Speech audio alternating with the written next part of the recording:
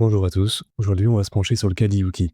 Donc suite aux événements récents du livestream de la 3.2, on a eu pas mal d'infos sympas, mais c'est clair que cette version va prendre son temps et servir de transition avec le patch anniversaire qui, selon moi, sortira encore une quête d'histoire incroyable, ainsi qu'un des personnages les plus impressionnants visuellement à ce jour.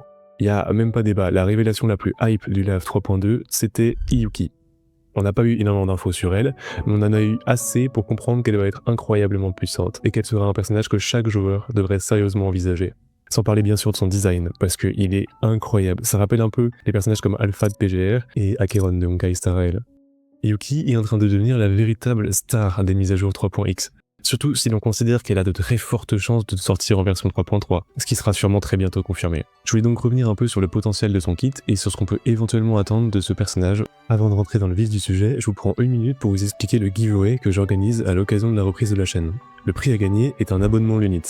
Pour y participer, il vous suffit de faire 3 choses. Vous abonner, mettre un commentaire, ce que vous voulez, et de rejoindre le Discord.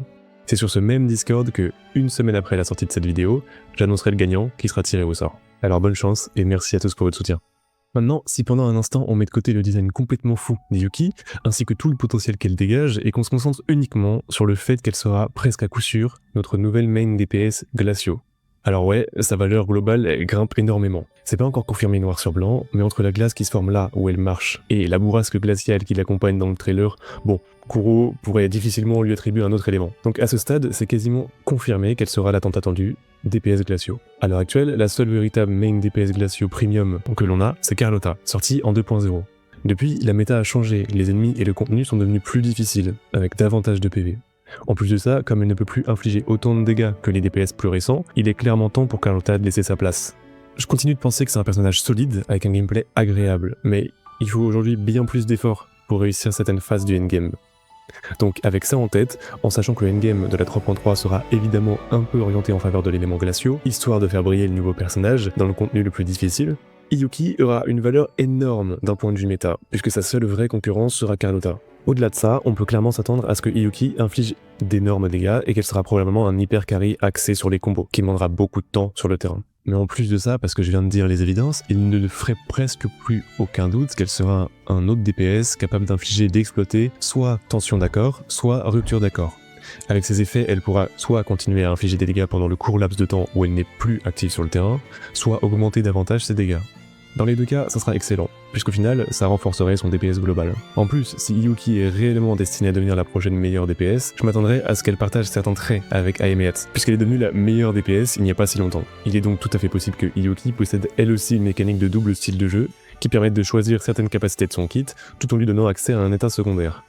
Alors, je la vois pas vraiment se transformer, et personnellement j'aimerais pas ça, parce que son design de base, il est déjà parfait. Mais en revanche, voir son katana se transformer en quelque chose d'entièrement différent, un peu à la manière de l'arme d'Augusta, ça je peux tout à fait l'imaginer.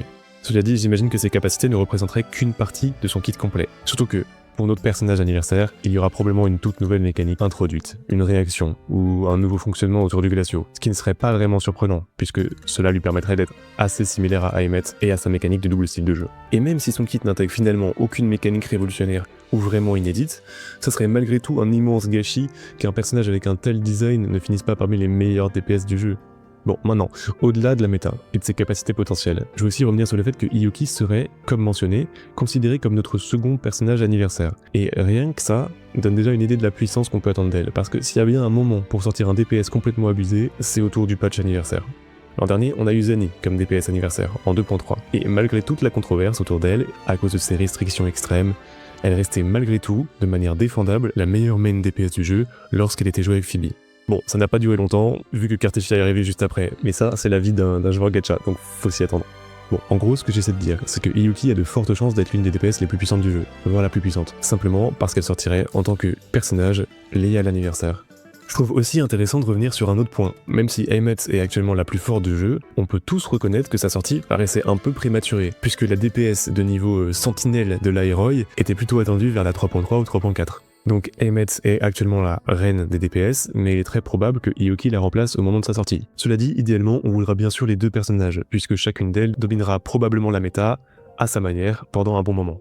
Un autre point intéressant mentionné dans le live stream, c'est qu'on nous a dit qu'Iyuki entretenait un lien ancien et profond avec les Trénodianes. Donc que cela signifie qu'elle a obtenu une partie du pouvoir du Trénodiane, ou qu'elle soit dans une situation similaire à Cartesia, en possédant à la fois le pouvoir de son sentinelle qu'on n'a pas encore rencontré et celui de Trénodiane, et bah au moins sur le plan du lore, Iyuki est en train de s'annoncer comme un personnage extrêmement puissant. Et je suis certain qu'on verra déjà une partie de cette puissance durant la 3.2.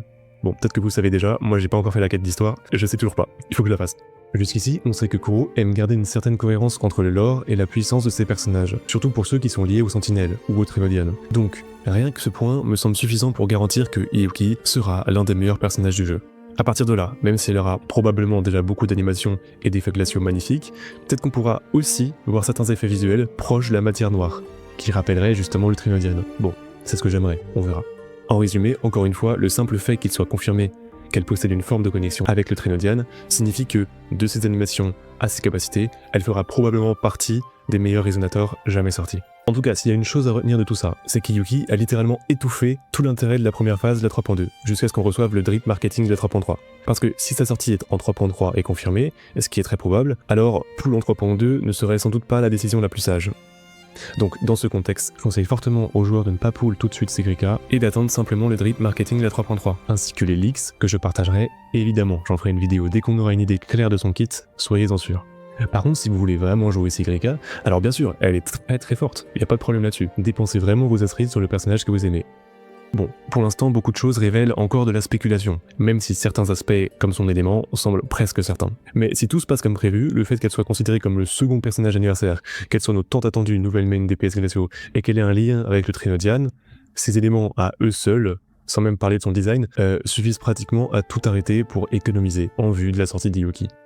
Je veux aussi vous rappeler que la collaboration Cyberpunk a de très fortes chances d'arriver juste après l'anniversaire, et ça serait évidemment le meilleur moment possible pour pousser les joueurs à dépenser, puisqu'ils auraient déjà utilisé une grande partie de leurs ressources. Donc pour ceux qui voudraient obtenir Iyuki, ainsi que les personnages de la collaboration Cyberpunk, surtout qu'ils vont risquer de ne jamais revenir, je vous conseillerais d'aborder la version 3.2 avec énormément de prudence, et si possible, de la traiter comme une occasion d'économiser au maximum. Parce qu'après la 3.2, honnêtement, ça commence à ressembler à une période où ça va devenir impossible de skip les personnages. Il y a que des bangers. Bon, j'ai fini, je me calme, j'ai débuté, mais j'espère que la vidéo vous a plu, que les conseils vous ont servi, ou vous serviront, et j'apprécierais beaucoup que vous abonniez pour plus de contenu sur Withering Wave. N'oubliez pas le giveaway, abonnement, commentaire, Discord, et d'ici une semaine, vous recevrez un message, une notification everyone, avec, je l'espère pour vous, votre photo de profil YouTube, ainsi que votre nom. Et voilà, ce sera tout pour moi, j'espère que vous avez apprécié, dites-moi ce que vous en pensez, merci pour votre temps, merci d'avoir regardé jusqu'au bout, et à bientôt.